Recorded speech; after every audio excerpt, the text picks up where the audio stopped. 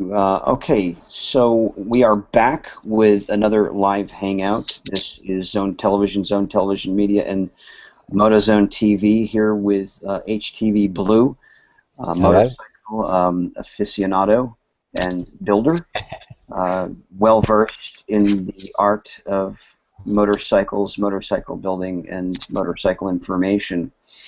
The discussion that will take place this evening is going to be framed around no pun intended, the the new Kawasaki H2 and H2R motorcycle, and we want to explore in as much detail as possible some of the things that have been learned about the bike earlier today.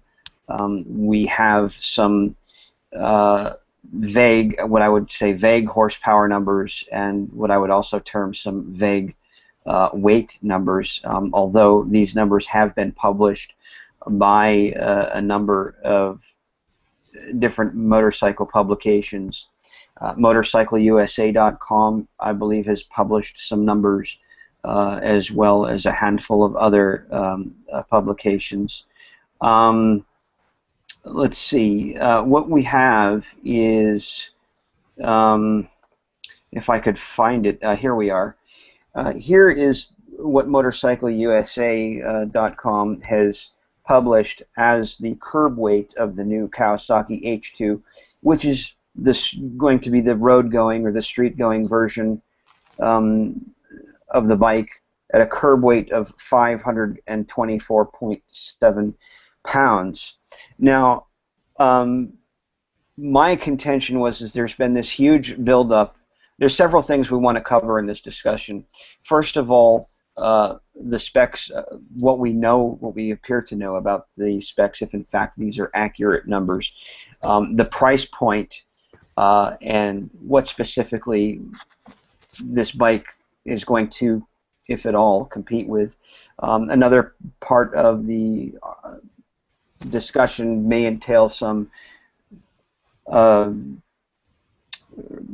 or include some aspect of the arguments that have been ensuing over the internet with respect to forced induction motorcycles versus naturally aspirated motorcycles and so forth. And so if, for example, if forced induction motorcycles are precluded from competing, then essentially you might say that the H2 would pretty much be in a class of its own, but that's kind of a side point to the point of this discussion, because we never really seem to be able to get any clarity with respect to the weight. Also, because of the weight, what came into the discussion was the physics behind building motorcycles and building motorcycles that are tractably, that are light, easy to maneuver. We often hear the term flickable. Sort of thing. So these are some of the other key points. But first of all, I just want to say that I love Kawasaki as a brand. I think as I've stated in I think maybe another discussion that we've had, my first motorcycle was a Kawasaki GPZ, a 1981 Kawasaki GPC 550. Loved the bike, air-cooled inline four. Great bike, although by today's standards it would very much be a dated motorcycle. But I think they're a good company, and I've just been really enthusiastic about the introduction of the new the new H2, and some of the other things. And I know that there's a couple of other points that I wanted to touch on, which will be points that will be covered throughout this discussion. But Blue, if you want to just chime in here at any time, if we can just Speak up. cover the elephant in the room, as it were. Yeah, it's a great way of putting it. I think we've got the issue of this weight. I think it's possibly a reasonable place to start, although perhaps jumping ahead a little bit. But that is a lot of weight and a lot of mass to have to change direction, to accelerate, to decelerate, particularly. There's a lot of mass going on there. I'm a little disappointed, really, personally, with the weight figures that are being claimed currently. It is worth pointing out that we have yet to have any of these confirmed by Kawasaki. And so, you know, there may be PR games going on here that we are not party to. Well, let's just say, for the sake of argument, because we both had watched the Jay Leno video with the Kawasaki public relations media rep, I guess. Yeah. There, and he was rather vague. Jay Leno threw out a number of 470 pounds, and he didn't argue, did he? He didn't argue that point. He didn't argue. Very interesting. Yeah, he didn't argue the point. I guess it's neither. Would we call it lying by omission? I don't know. Yeah, I think. I mean, he seemed to acquiesce to the idea that that was the ballpark figure. Now, of course, you can you could say that maybe 520 is in the ballpark figure, but I wouldn't say that 520 is anywhere near 470 personally, and it will change my opinion of what I personally think of the bike as to which figure it's nearer in weight.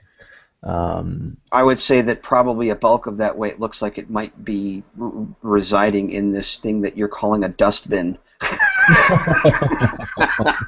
I mean, that is got to be the most ridiculous thing attached to a motorcycle I've ever seen. I mean, crazy. We talked a small amount yesterday on our discussion about the R1, about original equipment manufacturers providing exhausts for the standard exhausts that come on production bikes, and quite how vile a lot of these seem to be. It almost seems like the CEO of the company basically had his kid draw up a design of a That's right. There's no emissions going on here. This is all just some child with a crayon. I'm sorry if I'm being somewhat disingenuous, but this is my thoughts and feelings. I mean, and it's almost covering half of the beautiful single-sided swing arm wheel that we'd like to have a look at. But arguably, anybody who buys this bike is probably going to have some kind of aftermarket. Aftermarket exhaust. It behooves me. Not behooves me, but it perplexes me why this wasn't a consideration pre-production before putting a photograph up of this bike. I mean, people do defend the original equipment exhausts by arguing that many customers will change them, but I don't think we should let manufacturers off the hook that easily. The fact that people will choose to change them is almost irrelevant. The fact is that this is the bike how they are selling it. They are selling a complete bike, and therefore you have to judge the exhaust as they provide it. And with the best will in the world, it is a pig ugly. And it does beg the question, why even bother with a single-sided swing arm if you're going to hide it behind the big bazookas here? Exactly. And I would say that the exhaust that they've put on the R iteration of this bike looks infinitely better, in my opinion. Much better. I mean, I suppose it needs to be said that it probably isn't road legal, and it's almost a straight-through pipe on the race version. But there are ways of making road legal exhausts look a lot better. You know, there are some aftermarket exhaust manufacturers that make road legal exhausts that are still very nice looking, and considerably smaller, incidentally, as well. I really wanted to talk tonight about the RC213V, but after seeing the numbers posted on the H2, it really got my dander up, and I was just perpetually scratching my head. I'm like, that can't be right. While we're talking numbers, another number that, if it turns out to be definitive, that seems to be bobbing around is the brake horsepower figure. And now the published number at the moment is 207 brake horsepower. And now, don't get me wrong, 207 brake horsepower is a lot. It's more than the vast majority of us, certainly I, would be able to use to its full capacity. However, it is 86 horsepower down on the H2R. And that is a huge amount. I mean, that's almost a third of the horsepower disappeared. Now, if there were 250 or 260 horsepower at the rear wheel, then I'd say, okay, the 500 and some odd pounds is justifiable, and that's enough. Indeed. That's enough spirit to get that bike moving the way it needs to be moving, and so forth. But if we're talking about a bike that's in excess of 500, north of 500 pounds by as much as almost 25 pounds. Over 500. Was it 524.7, which is the number that Motorcycle USA has published here. Right. I'd say, it just because the Yamaha R1 is providing around the same horsepower numbers, but I would say that it's a good 60 pounds lighter. Yeah. So that means that's that much less energy the engine needs to propel the bike along. And so we're talking about physics. And to stop the bike and to turn the bike. All of the, it's worth mentioning that it's not just the acceleration we're talking about, but actually how the bike then handles. And mass makes an enormous difference to how the bike will handle. Well, again, and this is a key point because there is a reason why MotoGP bikes are sub 300-pound bikes. Indeed. That have horsepower numbers in the mid 200 range. Yeah, 250 plus. Definitely. Okay, so can you imagine a bike that has the amount of horsepower that this bike does, less? Nearly 200 pounds, or more, 220 pounds even. And bearing in mind that MotoGP bikes, they actually increased the weight limit in MotoGP when they introduced the CRT category, where they could use road-based engines in prototype chassis. So they actually increased the weight in order to allow these road bike engines to compete without them having to fill them with titanium and such. So they well lighter as well. Well, having driven a supercharged car, the first little Mini Cooper S's that came out. I think, I actually drove for quite some time a Mini Cooper S supercharged, and it would be okay on gas as long as you weren't giving it the beans all the time. Yeah. But when you are on the gas all of the time, it would just it would suck through fuel like nothing. Yeah. So I'm going to say that you got a supercharged motor here with a bike that's in excess of 500 pounds with approximately a 4.5 gallon gas. Well, I guess they're saying that it's 4.5 gallons of gas. Okay. And I'm going to submit that you're going to go through that fuel before you're out to the petrol station. Exactly. If I had to guess. But that's just another sort of point in all of this. The other thing I wanted to bring up with respect to the new H2, I love the design. I think the design is brilliant. I think it's different, it's fresh, it's new. As you know, I'm a huge fan of trellis frames.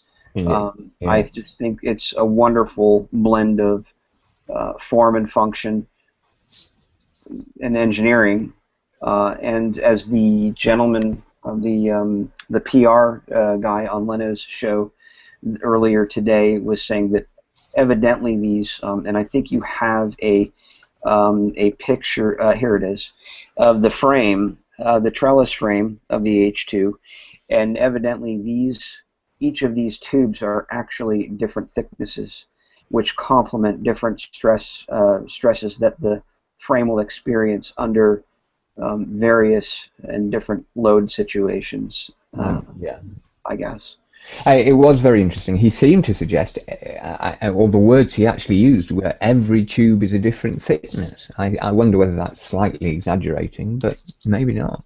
hmm and that the welds were done in its that beautiful Kawasaki lime green, which I'm very fond of. I love that. I just love green is my favorite color anyway, but Yeah. uh, I think it looks really nice on the bike.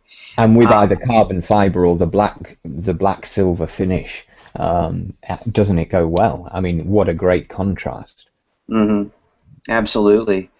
Um, I think in addressing this, coming back to this weight issue um, thing again, not to beat a dead horse, but and because it does bear Yeah. mentioning. But we're talking about mass, and it's the question is asked on this on this web page here.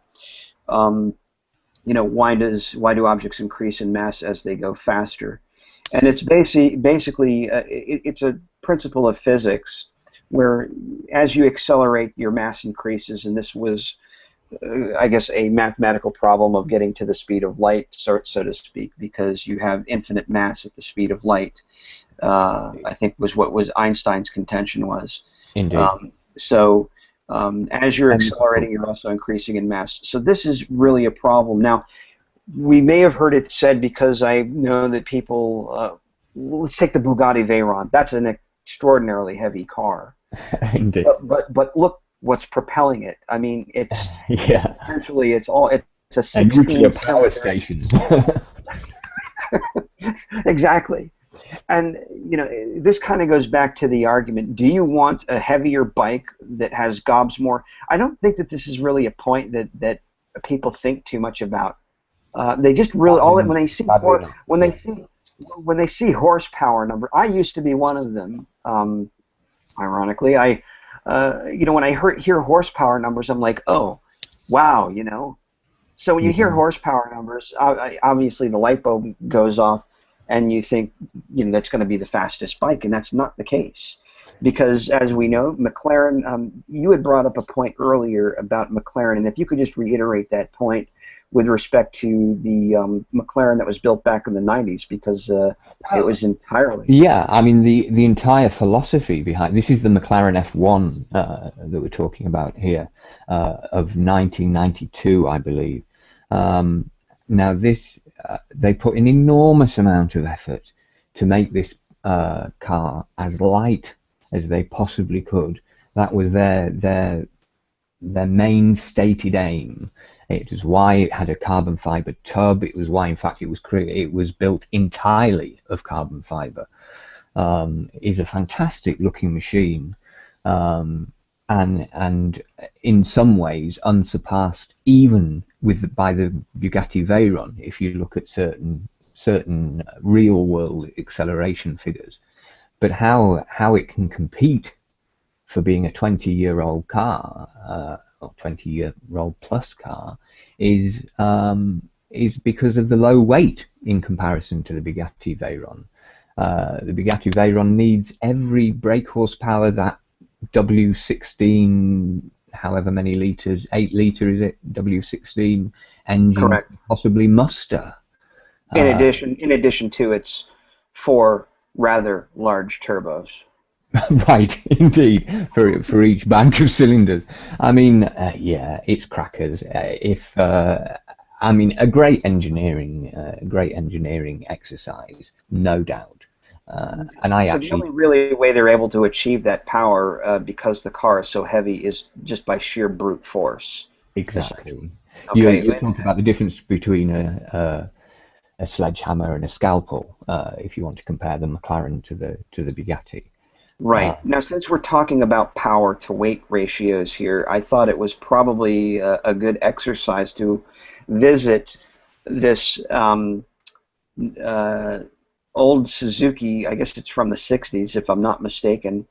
Yeah, Uh, I just, a it's very beautiful little peculiar how, 50cc GP bike, isn't it? I just found it peculiar because I came across this thing, but it's the little RP68. It's a 50cc two-stroke, three-cylinder, um, which has a weight of 58 kilograms, and for the layperson, or for the Americans, that's about 127-ish pounds, essentially. A nice petite Very little, nice. Yeah. basically about the weight of a nice petite little blonde. I don't know. I was thinking it was rather overweight at that. Very well. Yeah. Well, 127. I don't know. I'm joking. I'm joking. Of course. But if we look at this and look at the top speed, 176 kilometers, and that's about 109 or 110 miles an hour. For From a a little, 50cc bike. From a 50cc. This is a learner legal in the UK. A learner right. legal So size bike. this kind of goes. It's part of another conversation we were having with respect to, the 250, the 300cc class, the smaller class of bikes. Why there seems to be a gap in this market, because I don't want to get straight too far off the topic here, but we were just sort of talking about, are these little 250 and 300cc bikes, could you conceivably consider them as legitimate sport bikes? And so that was kind of a discussion we had with respect to that, because again, we're talking about power to weight, power to weight, power to weight ratios. So I know racing is not what the Kawasaki H2 is about, or even the H2R is about. There is no, as I understand it, there is no racing class currently in which a forced induction motorcycle would be allowed to compete. So it is not meant as a race bike.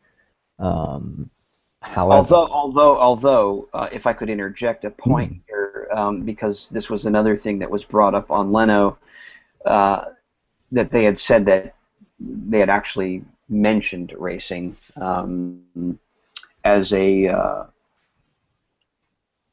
sort of a talking point, I suppose, bringing this bike to the track and so forth. And I'm saying, well, if they're going to bring it to the track, because here we have a forced induction 220 or 30 or 207 horsepower at the wheel, let's just say for argument's sake, yes. Which weighs in excess of 500 pounds. And you could I'm guessing that you could probably find there's going to be some sort of software where you'll be able to play with the boost pressure on the supercharger. If I had to guess. Yeah. So where is this bike going to fit in terms of? Is this a bike that could compete? Is it a bike that's going to be allowed to compete on the track? Because I know that the warfare of forced induction versus naturally aspirated has already ensued, and it's I don't know when it will reach critical mass, but the thing of it is I don't begrudge Kawasaki for putting a supercharger on their bike, because it's something that they've done before. So it's not like it's something that's new to the company. It's like, oh, we're just going to slap a supercharger on the bike. Well, they've done it before with the GPZ 750, and I think there was a GPC 900 turbo. Were there two? Because there was certainly a GPZ 750 turbo, if I'm not mistaken. Well, the only one that I'm aware of is the 750, but there may well have been another one. It's not. Then the turbo bikes from the 80s are not bikes that I know terribly well, other than I know each of the Japanese manufacturers created a turbo bike. I think turbos were kind of the watchword of the 1980s, and so everyone had a go.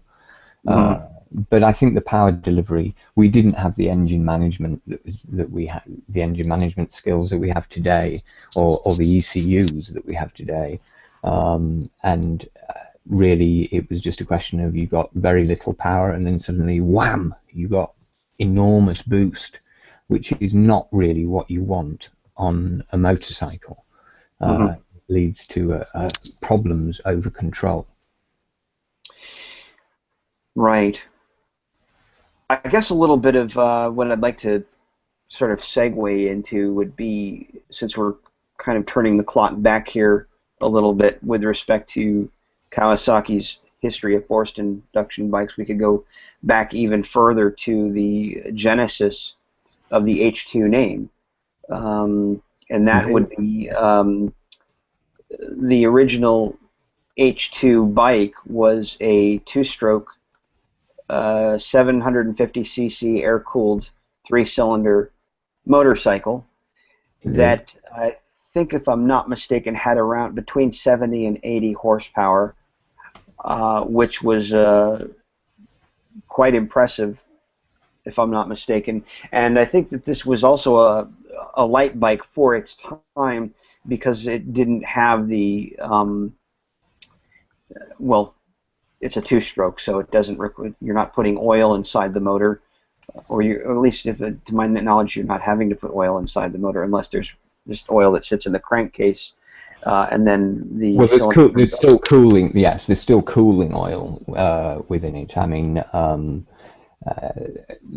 but yeah, it doesn't hold oil in the way that a four-stroke or an oil-cooled or liquid-cooled four-stroke modern four-stroke engine would. I see. I'm just trying to find that. I'm sorry. Here, I'm just flipping around. Where is it? This is okay. Here we are.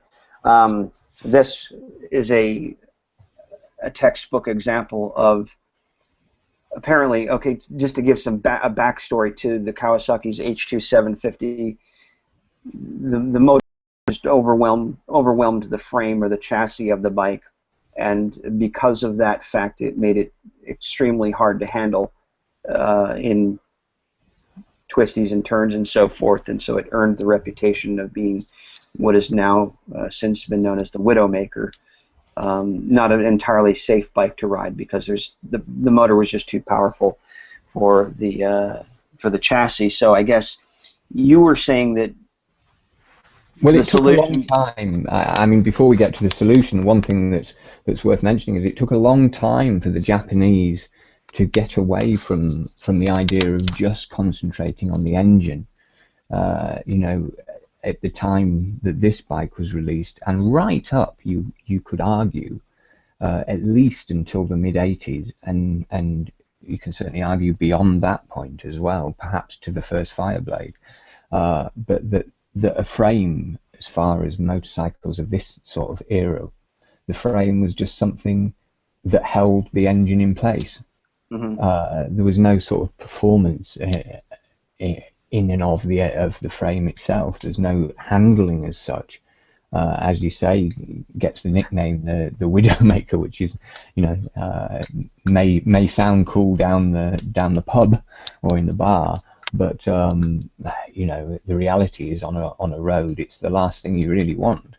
It's something that can't point the direction that you want as the pilot of the bike, that you want it to go in. I mean, Bimota made its name in building frames that will handle around, and putting those around great Japanese engines. And so the whole two-stroke racing era is a story really of bikes that didn't handle and had far too much power for the frame that was offered at that time. And since we were talking about fastest bikes in the world, the H2 750 two-stroke 3-cylinder was the fastest bike in the world at the time. It was, yeah. I mean, interestingly, Kawasaki have claimed to make the fastest bike in the world several times through its history. In fact, after the H2, there was the Z1 900cc, which some people refer to as the very first superbike. It was a inline 4-cylinder. Well, I think you're probably going to raise the dander of some Honda fans there, because they're claiming that the CB750 was the true first superbike, I guess. But I'm sure that that's also another argument.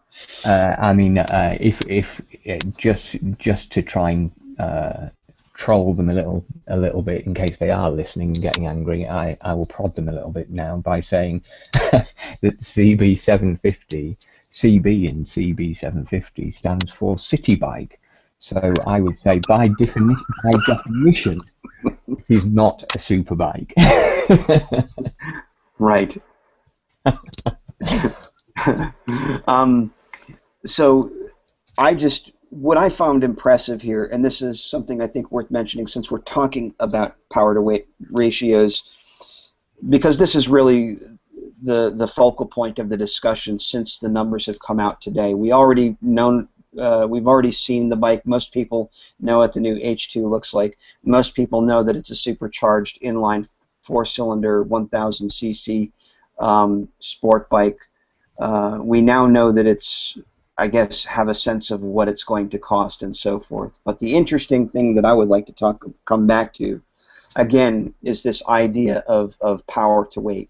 Now, anybody who wants to go onto Google or YouTube can look up Kawasaki H2 750 two-stroke and watch these two-stroke, these old 3-cylinder two-stroke H2s run 9s down the quarter mile, and consistently. Which is a great time. Now fast forward to the present. Kawasaki's current ZX14R, 1400cc liquid-cooled bike. I'm sure it weighs over 500 pounds. Is also running 9-second quarter miles. So it's a great. The only way you're able to achieve that speed is through sheer brute force, but you don't. But it's not necessary. I think the point is that what the bike is intended to, and of course, then there's the consensus or the idea that the newer bikes are going to overcome, or this particular newer bike, the new H2, which is the object of contention here, is going to overcome its mass or its girth by, just overwhelming the bike with horsepower. Yeah. And I don't know if that's part of me wonders whether that's not a recipe for disaster unless the electronics are sorted out properly. I'm just wondering. The thing of it is see, we really can't say with any degree of certainty, because I would want to see what the reviewers are going to say about it.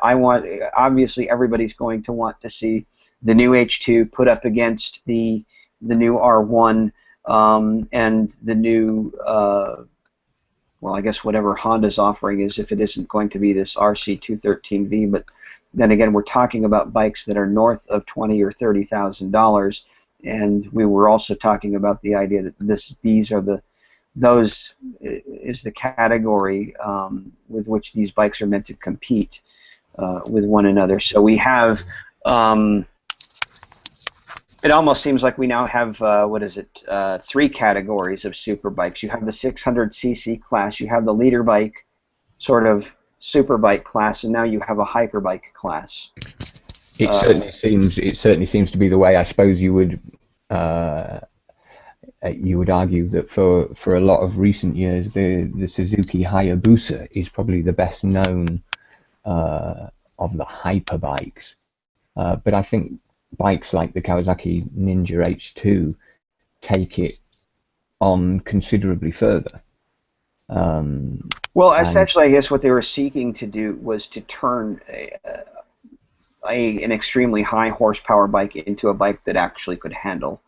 And I'm not saying that this bike isn't going to be, stellar on the track with terms of handle. It looks like it would handle phenomenally. I just would like to know, with all of that weight, is the rider really going to notice that weight, or are the new are they going to be able to mask the weight by using electronics and so forth? And is that why? And is that really what you're paying for? Is that where the extra $5,000 or $6,000 is going? In addition to the horsepower, is the electronics that are meant to keep the bike in check while you're flogging it around wherever it is you're going to be flogging it around. Indeed.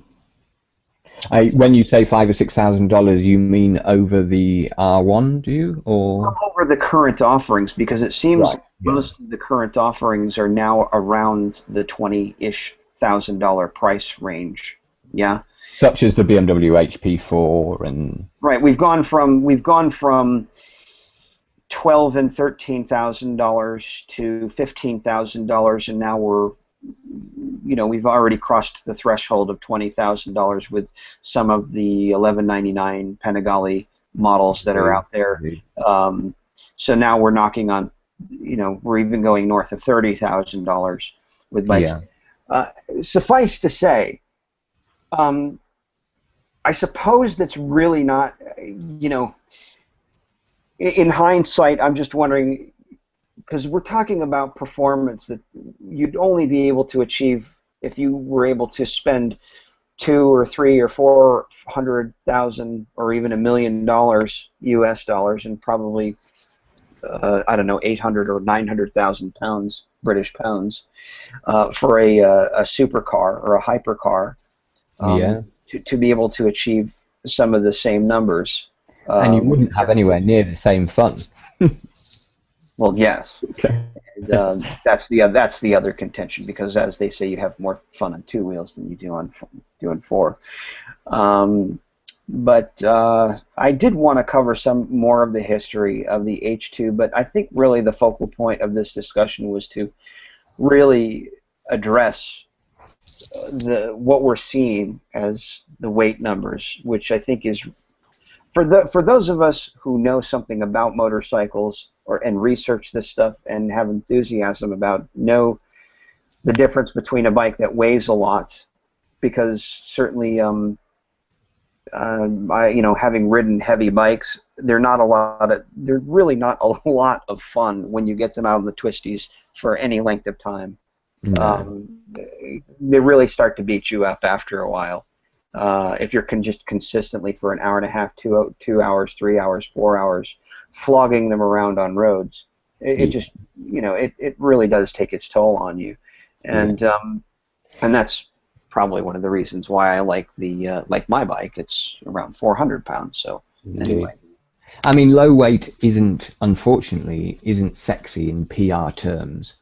And high horsepower is. Well, but low weight is certainly sexy amongst women who are wearing yoga pants and all this other nonsense. And it's also sexy to aficionados, I would suggest, of motorcycles. But I think there is still a focus on, I mean, you touched on it earlier, there's still a focus on ultimate horsepower figure, and people will still claim, if we take a step back from the hyperbike segment and concentrate just on liter sports bikes, the vast majority of people that are suggesting that the BMW is the greatest sports bike, and I mean here motorcycle magazines as much as individuals, a lot of the sort of hype surrounding that is that it was the most powerful bike when it was released, and it got enormous numbers of column inches on that fact alone. I'm not saying it's not a great bike, incidentally, don't get me wrong. I'm just simply saying that it is the headline figure that got it the most views, if you like, or the most interest, I think. Well, right. They teased us and taunted us with all of these sort of these advertisements, and finally, they gave us what we asked for, which was a high horsepower bike. But then now I just find it peculiar after 2 months we're now learning. Yeah. Because if it is truthful, if those numbers are in fact what the bike is weighing, it almost makes me understand why they waited so long to actually, to talk about the fact that, oh, and by the way, our bike is 300 horsepower, but it weighs 1/4 of a ton as well. Yeah. It's a good way of if you don't release that information early on, it's a good way of hiding that fact, if you like. You can imagine, because I know that there are probably a handful of people, and I think yourself may have been included in that circle of people, who were so enthusiastic about the release of this bike that some people went to their dealerships and put a deposit down right away. And I wonder, it sort of makes me wonder, now that we've learned that the bike is over 500 pounds, if some people are going to be asking for those deposits back. It's a fascinating question, isn't it? I mean, it will be interesting if anybody has because they've been holding deposits in escrow and actually earning interest on the money, and I don't know. I mean, but I'd love to know if there is anybody that has asked for their money back due to the high apparent weight. I mean, I'm not suggesting that they should do that yet until we have some definitive official word. Well, and I can only imagine somebody going into a Kawasaki dealership and saying, what's the deal with the weight of this bike? Do you know anything about it? And then, sales. I'm sure that I would be that guy. I would be the guy going to the dealership saying, okay, I like the bike, I like the way it looks and everything, but 500 pounds? It's a lot. However you look at it, it's a lot of weight. Yeah. I think sports bikes in general now have got to, or liter bikes in general, have got to such a point where really, is it worth chasing extra horsepower, given that the horsepower is way more that people can use? I know people use this argument as to why you don't even need a liter bike, although that I think personally I'm a liter bike fan, and I think there are reasons why liter bikes are more handy, even though you're not using per se all of the power on tap. The roll-on power, the in-gear acceleration, you do use a lot of. And it's possible that the H2 will be the same as that. But equally, I would rather see now development of particularly the liter bike class to concentrate on weight reduction and clever solutions for that, rather than increasing brake horsepower by an extra 5 brake horsepower or 10. Well, I mean, the analogy that comes to mind is, this is a very crude illustration, but it's like, let's just, for example, a guy pays for a svelte prostitute, right? And he's expecting this maybe 5'2", 106-pound petite little thing, and then the knock comes on the door, and there is this rather voluptuous, nonetheless good-looking woman. No doubt. It's not what he asked for, and not what you expected, indeed. And there may be lots of fun to be had with a 500-pound prostitute. But it might not be your first choice. I'm not going to touch that one any longer. Anyway, thank you very much for anyone who is joining us, watching us, and participating. But this was a discussion I felt that merited getting out there. And if anybody has any information, whether or not these are in fact the real world numbers in terms of weight of the bike, 524 point whatever pounds, which is as advertised by Motorcycle USA. If anybody has any conflicting information about that, we would be eager for you to share it with us. Definitely. In any or either case, hope you all enjoyed this discussion, and we will do this again sometime. More discussions will be forthcoming. Definitely, definitely.